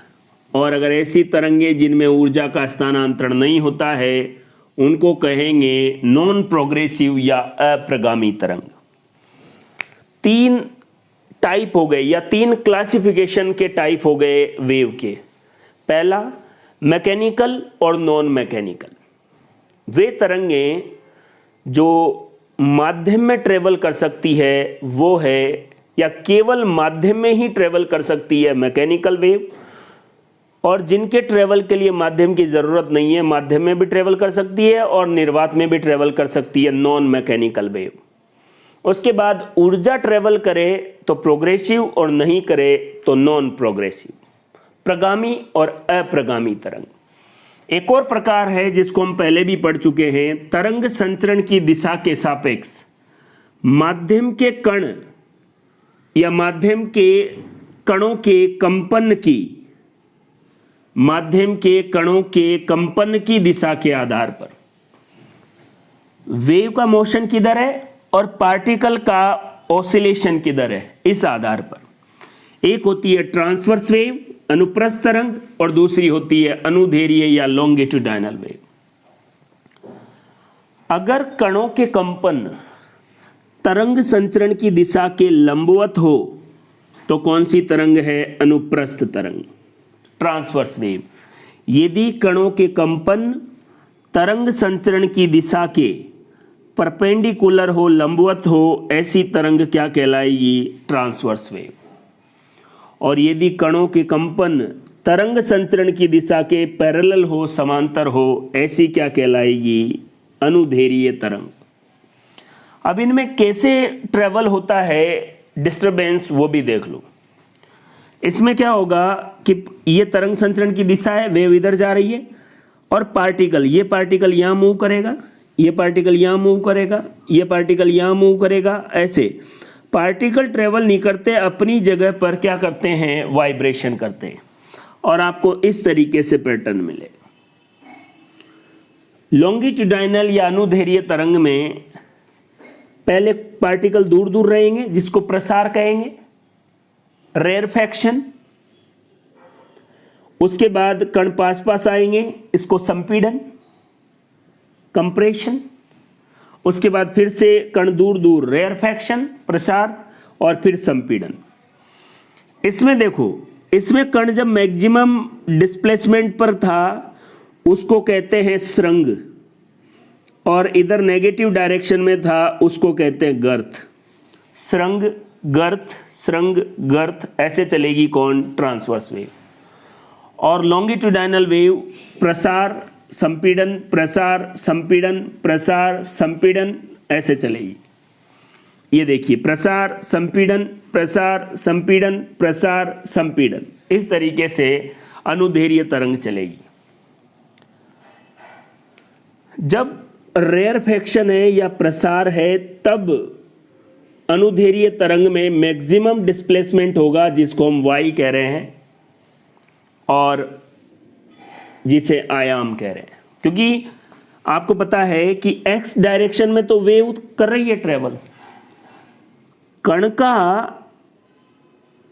जो ऑसिलेशन है वो इस कंडीशन में कहां होगा उसको भी देखो, समांतर। तो याद रखें, कणों का मैक्सिमम डिस्प्लेसमेंट भी x डायरेक्शन में होगा, क्योंकि कणों का जो ऑसिलेशन है वो भी इधर, तो y नहीं लिखना है, x लिखना है। y तो इसमें होगा, यहां पर मैक्सिमम डिस्प्लेसमेंट क्या होगा? y होगा, क्योंकि कण y अक्ष पर ऑसिलेट कर रहे हैं। लेकिन यहां तो कण तरंग संचरण की दिशा में ही ऑसिलेट कर रहे हैं, इसलिए मैक्सिमम विस्थापन या एम्पलीट्यूड क्या होगा? x, और यहां पर एम्पलीट्यूड क्या होगा? Maximum y। मैक्सिमम y क्या होगा? आयाम। यहां पर मैक्सिमम x क्या होगा? आयाम। इस तरंग को भी हम ऐसे लिख सकते हैं, देखिए, जब प्रसार होगा तब मैक्सिमम, जब संपीड़न होगा तो मिनिमम। तो संपीड़न में x की वैल्यू क्या रहेगी? Minimum, mean position. तो प्रसार संपीड़न प्रसार, ऐसे इस चीज को आप ध्यान में रखें। प्रसार के टाइम आयाम मैक्सिमम और संपीड़न के टाइम आयाम 0। यहां पर यह आपको ध्यान में रखना है कि स्रंग के टाइम आयाम मैक्सिमम होगा, गर्त के टाइम भी आयाम तो मैक्सिमम ही होगा। क्लियर है बात? आयाम के चक्कर में आपको नहीं पढ़ना है। स्रंग और गर्त, स्रंग और गर्त, ट्रांसवर्स वेव। प्रसार संपीड़न, प्रसार संपीड़न, लॉन्गिट्यूडाइनल या अनुदैर्घ्य वेव। कणों के कंपन तरंग संचरण की दिशा के लंबवत हो, ट्रांसवर्स, और समांतर हो, अनुदैर्घ्य तरंग। अब एक और महत्वपूर्ण बात है, तरंगदैर्घ्य वेवलेंथ। क्या होती है तरंगदैर्घ्य, इसको भी समझ लेते हैं। वैसे ये बेसिक जानकारी है, मैंने आपको बेसिक वीडियोस में प्रोवाइड कर रखी है, लेकिन फिर भी इस टॉपिक में इसका ज्यादा इस्तेमाल होगा, इसलिए मैं बता रहा हूं। दो लगातार स्रंगों या गर्तों के बीच की दूरी तरंगदैर्घ्य कहलाती है, और इसका मात्रक, दूरी का मात्रक मीटर होता है, तरंगदैर्घ्य भी दूरी है। बस तरंगदैर्घ्य में 1 एंगस्ट्रॉम बराबर 10 की पावर -10 मीटर होता है, इस बात को याद रख लें। और दो लगातार प्रसार या संपीड़नों के, दो लगातार प्रसार या संपीड़नों के बीच की दूरी, ये संपीड़न ये भी संपीड़न, इसको भी लैम्डा बोलेंगे। कहने का मतलब, अनुप्रस्थ तरंग में तो दो स्रंग या दो गर्त, अगर ये ऐसे भी आए तो इसको भी लैम्डा बोलेंगे, और लैम्डा क्या है? डिस्टेंस। और अनुदैर्घ्य तरंग में दो संपीड़न या दो, अगर यहां पर आप विरलन लेते हैं तो दो विरलन, या इनको भी आप ले सकते हैं यहां से लेकर यहां तक। दो संपीड़नों, लगातार दो लगातार संपीड़नों और विरलनों के बीच की दूरी क्या कहलाएगी? वेवलेंथ या तरंगदैर्घ्य, जिसको लैम्डा से प्रदर्शित करते हैं। और 1 एंगस्ट्रॉम में 10 की पावर -10 मीटर होते हैं, इस बात को भी याद रखें। एक और वर्ड है आवर्तकाल या टाइम पीरियड। एक दोलन या एक कंपन को पूरा करने में लगा समय क्या कहलाता है? Time period. और फ्रीक्वेंसी क्या है? एक सेकंड में किए गए दोलन या कंपनों की संख्या, जिसको न्यू या एफ से रिप्रेजेंट करते हैं। इन दोनों में तो बहुत अच्छा रिलेशन है, बार बार आप पढ़ते भी। इसको पढ़ते टाइम ज्यादा लोड नहीं लें, नॉर्मल सोचें। एक ऑसिलेशन में, एक ऑसिलेशन का मतलब है यहां से लेकर यहां तक, इसमें कितना टाइम लगा है वो है टाइम पीरियड, आवर्तकाल। और फ्रीक्वेंसी क्या है? एक सेकंड में कितने ऑसिलेशन हुए हैं, ये फ्रीक्वेंसी है। और फ्रीक्वेंसी का मात्रक हर्ट्ज होता है Hz। फ्रीक्वेंसी 1/f लिख सकते हैं, f को न्यू लिखे तो 1/ν भी लिख सकते हैं। टाइम पीरियड का फॉर्मूला 1/f, f की जगह न्यू भी लिख सकते हैं। मैं टाइम पीरियड और फ्रीक्वेंसी सिंपल से एग्जांपल से समझाता हूं। एक वेव है जो ऐसे ट्रेवल की और 2 सेकंड में यहां आ गई।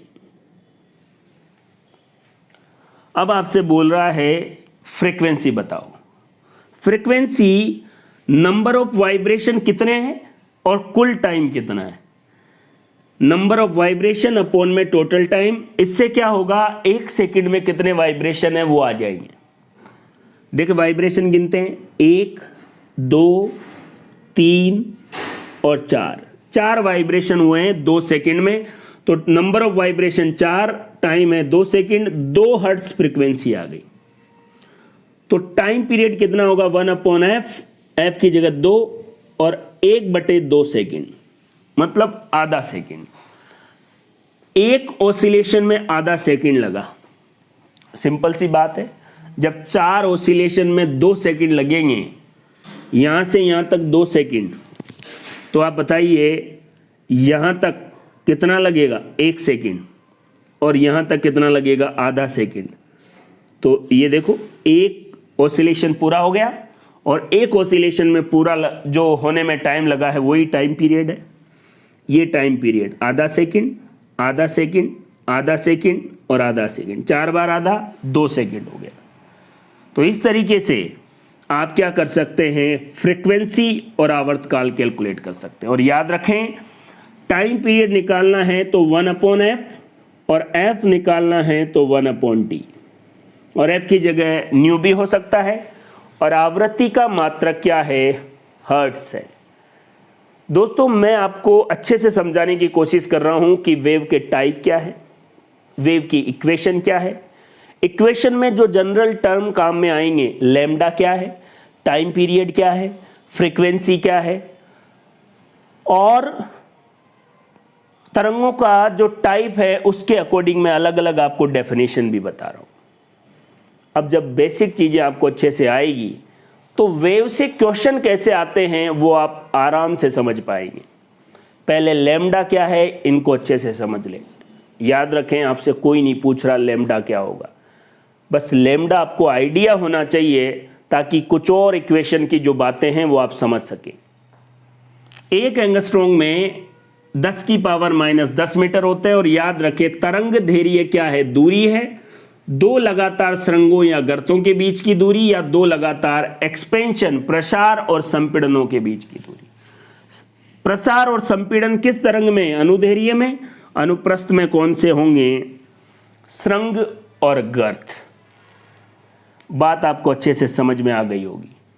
इस बात को आप एक बार फिर से देखें कि आवर्तकाल और फ्रीक्वेंसी क्या है। बिल्कुल सिंपल है। एक सेकंड में कितने दोलन या कंपन होते हैं। 2 सेकंड में 4 हो रहे हैं तो 1 सेकंड में कितने होंगे, 2 हर्ट्ज आ गया। और 1/ फ्रीक्वेंसी, हाफ सेकंड क्या आ गया, टाइम पीरियड आ गया। फ्रीक्वेंसी और टाइम पीरियड, ये दोनों का रिलेशन, अगर फ्रीक्वेंसी आपको निकालनी है, टाइम पीरियड है तो 1/ टाइम पीरियड, और टाइम पीरियड निकालना है, फ्रीक्वेंसी दे रखी है तो 1/f। आराम से आप टाइम पीरियड और फ्रीक्वेंसी के कॉन्सेप्ट से चीज़ों को सॉल्व कर सकते हैं। वेव में या तरंग में कुछ और कॉन्सेप्ट देखिए। एक तो होती है कोणीय आवृत्ति ओमेगा, जिसके बारे में हम पढ़ चुके हैं अच्छे से, 2π/T, और T क्या है? Time period. इसको ऐसे भी लिख सकते हैं ओमेगा बराबर 1/T, और 1/T क्या होता है? फ्रीक्वेंसी। तो ओमेगा का फॉर्मूला 2πf भी होता है। एंगुलर फ्रीक्वेंसी, कोणीय आवृत्ति 2π/T लिख दो या 2πf लिख दो। एक होता है तरंग संख्या k, ये क्या होता है? 2π/λ, और लैम्डा क्या है? तरंग दैर्घ्य या वेवलेंथ, और इस तरंग दैर्घ्य को ही क्या कहा जाता है? पथांतर। अब तरंग दैर्घ्य क्या है? एक पूरे दोलन में तय किया गया विस्थापन। किसके द्वारा? तरंग के द्वारा, क्योंकि कण का विस्थापन तो इस अक्ष में हो रहा है। ध्यान से देखिए, यहां से लेकर यहां तक तरंग गई, इस डिस्टेंस को लैम्डा कह रहे हैं। कण नहीं गया है, कण तो अपनी जगह पर ही वाइब्रेट कर रहे हैं।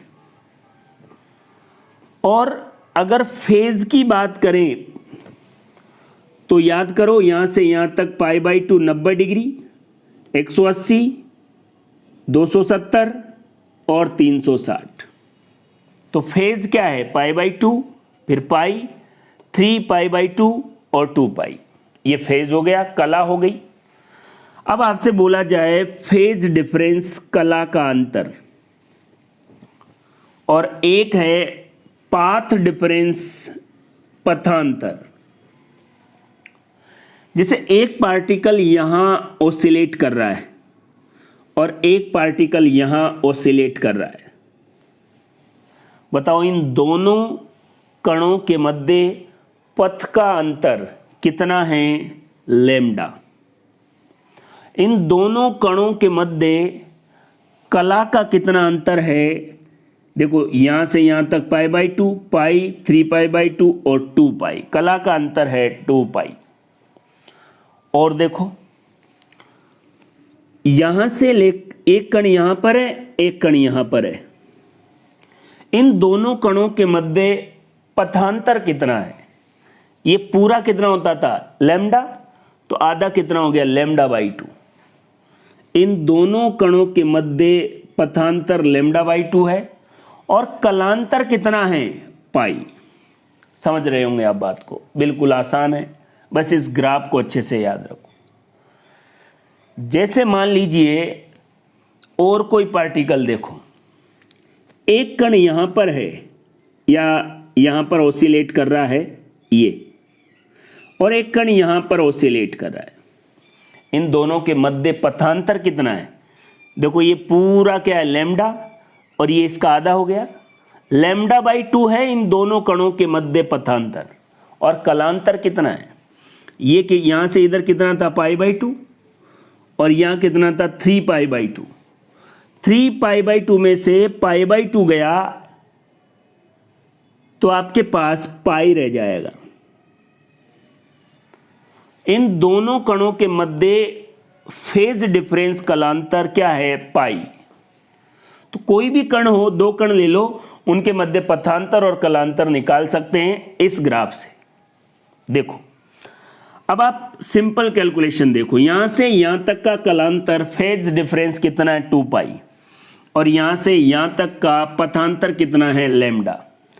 जब फेज डिफरेंस 2π है तब पाथ डिफरेंस लैम्डा। अगर एक है तो λ/2π, और मान लीजिए कलांतर कितना है? फाई, तो पथांतर λ/2π इंटू फाई। ऐसे ये देखो कैलकुलेशन, मान लीजिए पथांतर लैम्डा है तो कलांतर कितना होगा? 2π, एक 2π/λ, और डेल्टा x मान लो कलांतर है, सॉरी पथांतर है, तो 2π/λ इंटू में डेल्टा x। डेल्टा x का मतलब है दो पार्टिकल के बीच का डिस्टेंस। आप तो इतना याद रखो, अगर पाथ डिफरेंस लेमडा है तो फेज डिफरेंस 2 पाई होगा। बाकी इससे आप कोई भी कैलकुलेशन कर सकते हैं। और भी कोई हो कि डेल्टा एक्स आपको क्या दे रखा है, पाथ डिफरेंस। अगर आपको फेज डिफरेंस निकालना है तो 2 पाई लेमडा और जो भी आपको पाथ डिफरेंस दे रखा है उससे गुणा कर दो। अगर आपको कलांतर दे रखा है और पाथ डिफरेंस पूछ रहा है तो ये रहा फेज डिफरेंस लेमडा बाई 2 पाई। अगर आप ध्यान से देखें तो ये दोनों फॉर्मूले, अगर आपको क्या निकालना है पथांतर तो ये फॉर्मूला, और क्या निकालना है कलांतर तो ये फॉर्मूला। इधर देखिए, एक होता है तरंग वेग, वेव की वेलोसिटी, वेव की स्पीड। वेग का मतलब है विस्थापन बटे समय, आप जानते हैं। और इस कंडीशन में जो विस्थापन है वेव का वो है लैम्डा बटे टी। देखो ये और ये कण, इन दोनों के मध्य डिस्टेंस या डिस्प्लेसमेंट लैम्डा, और टाइम कितना है यहां तक वाइब्रेशन होने में टी। और लैम्डा इंटू 1/t लिख सकते हैं, और 1/t क्या होती है फ्रीक्वेंसी, इसलिए वेग का फॉर्मूला लैम्डा इंटू फ्रीक्वेंसी। तरंग दैर्घ्य और आवृत्ति को गुणा कर लो, आपके पास वेलोसिटी या तरंग का वेग आ जाएगा। इक्वेशन आप जानते हैं y बराबर a sine omega T plus के एक्स। अगर यहां पर प्लस है, ये देखो, तो ये वेव कौन सी डायरेक्शन में मूव कर रही है, इसको भी आप समझ लें। अगर ओमेगा टी प्लस के एक्स है और यहां omega t minus k x होता, अगर माइनस के एक्स होता तो तरंग प्लस एक्स डायरेक्शन में गति कर रही होती, और अगर ओमेगा टी प्लस के एक्स होता तो माइनस एक्स डायरेक्शन में तरंग गति कर रही होती। एक बार फिर कह रहा हूं, अगर किसी समीकरण में, मतलब सिंपल पॉजिटिव एक्स के लिए जनरली तो तरंग पॉजिटिव एक्स में ही अपन बताते हैं, तो ये समीकरण है नॉर्मल। अगर नेगेटिव एक्स के लिए होती, तरंग नेगेटिव अक्ष पर जा रही होती, तो यहां पर पॉजिटिव का साइन हो जाता। बताओ, अगर आपको ये बता रखा है तो बताओ तरंग कौन सी दिशा में जा रही है, प्लस एक्स दिशा में। वेव की स्पीड क्या होती है, v बराबर, ऐसी इक्वेशन से अगर आपको निकालना है तो ऊपर जो t के साथ कांस्टेंट है वो ओमेगा, और नीचे जो x के साथ कांस्टेंट है k, ओमेगा और k देख लीजिए। आप तो ये याद रखें, इक्वेशन में ऊपर t के साथ जो कांस्टेंट है वो, और बटे में x के साथ जो कांस्टेंट है। और ये समीकरण किसके लिए है, तरंग पॉजिटिव x डायरेक्शन में जा रही है और कणों के कंपन y डायरेक्शन में। अगर इसको प्रूव करना चाहें तो देखो, ओमेगा की वैल्यू 2 पाई अपॉन टी, बटे में k की वैल्यू 2 पाई अपॉन लेमडा, तो उल्टा हो जाएगा, 2 पाई से 2 पाई कट गया, वही फॉर्मूला आ गया लेमडा बाई टी। और इसको ऐसे लिख सकते हैं, और वेग का फॉर्मूला फिर से लेमडा इंटू फ्रीक्वेंसी। फिजिक्स में चीजें घूम फिर के आपको बस पैटर्न बदलेगा, फॉर्मूले को सही तरीके से समझना आना चाहिए बस। अब एक सिंपल सा क्वेश्चन देखो, एक सरल आवर्त तरंग में समान चाल वाले कणों के मध्य की न्यूनतम दूरी कितनी है। ये इससे पूछ रहा है कि ये आपके पास वेव है, इसमें मिनिमम डिस्टेंस पे ऐसे पार्टिकल बताओ जिनका वेग क्या हो, समान हो। देखो देखे, इस पार्टिकल का जो वेग होगा वही इसका होगा, यहां पर जो पार्टिकल का वेग होगा वही यहां वाले का होगा। तो मिनिमम डिस्टेंस तो ये हुई कि ये पूरी, इसको कहते हैं यहां से यहां तक को लेमडा, इन दोनों का वेग समान हो सकता है तो λ/2, इन दोनों का वेग समान हो सकता है λ/2, और इन दोनों का वेग समान हो सकता है, इन दोनों का वेग समान हो सकता है, ये वाले का और ये वाले का, इन दोनों का समान हो सकता है, इन दोनों का समान हो सकता है।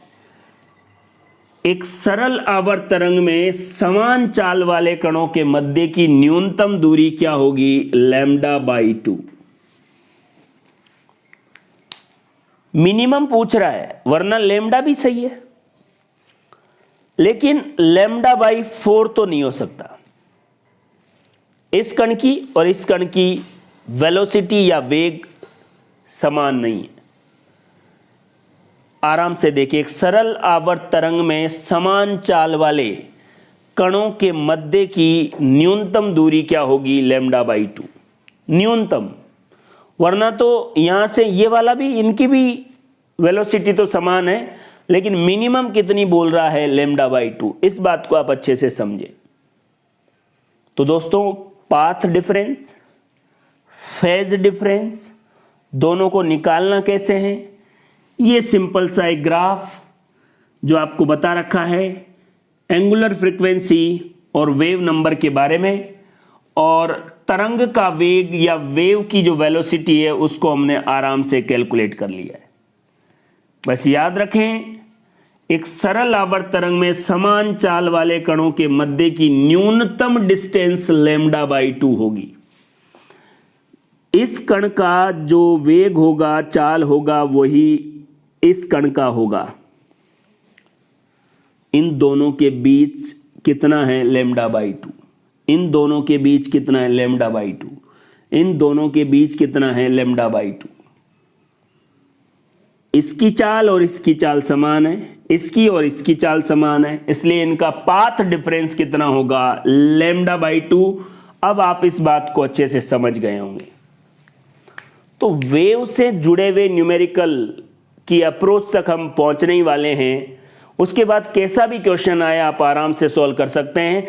बस एक एक स्टेप को ध्यान से समझें। Angular frequency, wave number, graph को कैसे पढ़ना है, कलांतर से पथांतर कैसे निकालना है, पथांतर से कलांतर कैसे निकालना है, वेव की वेलोसिटी कैसे निकालनी है, अगर आपको इक्वेशन दे रखी है तब वेव की स्पीड या वेलोसिटी कैसे निकालनी है, और एक सिंपल सी बात कि सरल आवर्त तरंग में समान चाल वाले कणों के मध्य की न्यूनतम दूरी λ/2 होगी। वेव चैप्टर से जो सबसे ज़्यादा टाइप के क्वेश्चन आते हैं वो इस पैटर्न में पूछे जाते हैं। अब तक हम जो बातें कर रहे थे वो बेसिक जानकारी थी इन इक्वेशन को समझने के लिए, और क्वेश्चन में क्या पूछा जा रहा है और क्या दिया गया है इसको अच्छे से समझने के लिए।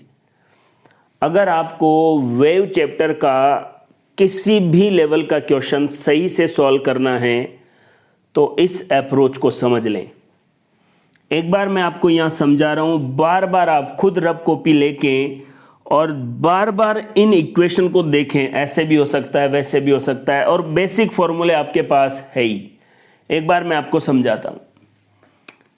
हम बात कर रहे हैं एक्स डायरेक्शन में एक वेव ट्रेवल कर रही है और कणों का कंपन वाई डायरेक्शन में। मान लीजिए यहाँ कोई पार्टिकल है जो एक्स में वाई डायरेक्शन में कितना डिस्प्लेस्ड होगा वाई, और मूल बिंदु से कितनी दूरी पर है वो एक्स। पॉजिटिव एक्स डायरेक्शन के लिए समीकरण ये है। पहली बात तो यही है कि आपको ये याद होना चाहिए, y बराबर a sin omega t minus k x. यही इक्वेशन मैंने यहां पर लिखी है। ये इक्वेशन है जब कोई वेव पॉजिटिव x अक्ष की तरफ ट्रेवल कर रही है। अब शुरू करते हैं एग्जाम में आने वाले क्वेश्चन की अप्रोच। आप जानते हैं ओमेगा को क्या कहते हैं? 2π/t। तो देखो ओमेगा की जगह ये लिख दिया, a sin ओमेगा की जगह 2π/t इंटू में t माइनस के वेव नंबर को आप जानते हैं 2π/λ। तो 2π/λ इंटू में x, x क्या है, पार्टिकल मूल पोजीशन से कितनी दूरी पर है। इस इक्वेशन को क्या ऐसे नहीं लिख सकते? जैसे ही इस इक्वेशन को ऐसे लिखते हैं बच्चे का दिमाग खराब होना शुरू हो जाता है। आपको यह अप्रोच आसान कब लगेगी? जब आप खुद बार बार इस पैटर्न को फॉलो करें और रफ कॉपी में इन इक्वेशन को कन्वर्ट करते रहें। चलो इस इक्वेशन से ये आ गई। अब इक्वेशन में जब पढ़ते हैं तो ऐसा आता है a साइन, और तो कुछ है ही नहीं। और मान लो यहां पर 2 पाई आए तो बच्चे का फिर से ऐसे दिमाग चलता है कि यार ये वो वाली इक्वेशन नहीं है। लेकिन देखो कैसे रहा, दोनों जगह 2 पाई है तो 2 पाई बाहर ले लिया, बचा कौन, t upon capital T minus x upon lambda. ये भी वही इक्वेशन है। देखते चलिए आप, तरंग संचरण का वेग लैम्डा और f पर निर्भर नहीं करता, भले ही फॉर्मूला उसका v बराबर लैम्डा f है। वेव की वेलोसिटी या स्पीड लैम्डा f है, लेकिन ये माध्यम पर निर्भर करता है। वेव की स्पीड मीडियम पर डिपेंड करेगी, लैम्डा और फ्रीक्वेंसी पर नहीं। ठीक है, आगे चलो।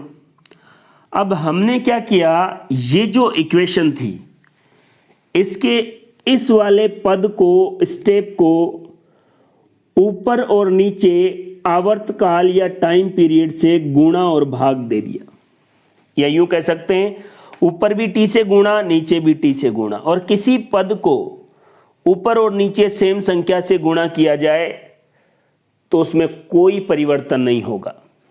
तो देखते हैं, क्योंकि t से t कट जाएगा, लेकिन हमें कुछ और फॉर्मूला बनाना है। t अपॉन कैपिटल T और यहां भी कैपिटल T, नीचे कैपिटल T आ गया तो 2 pi upon capital T common ले लिया। यहां पर बचा कौन, स्मॉल t, ऊपर कौन बचा, x, t भी बचा। लेकिन याद रखो लैम्डा अपॉन टी क्या होता है, तरंग संचरण वेग। तो अगर ये t अपॉन लैम्डा हो जाए तो इसको क्या 1 अपॉन वी नहीं बोल सकते? तो ये देखो x t अपॉन लैम्डा को क्या बोलेंगे, 1 अपॉन वी। यहां देखते हैं,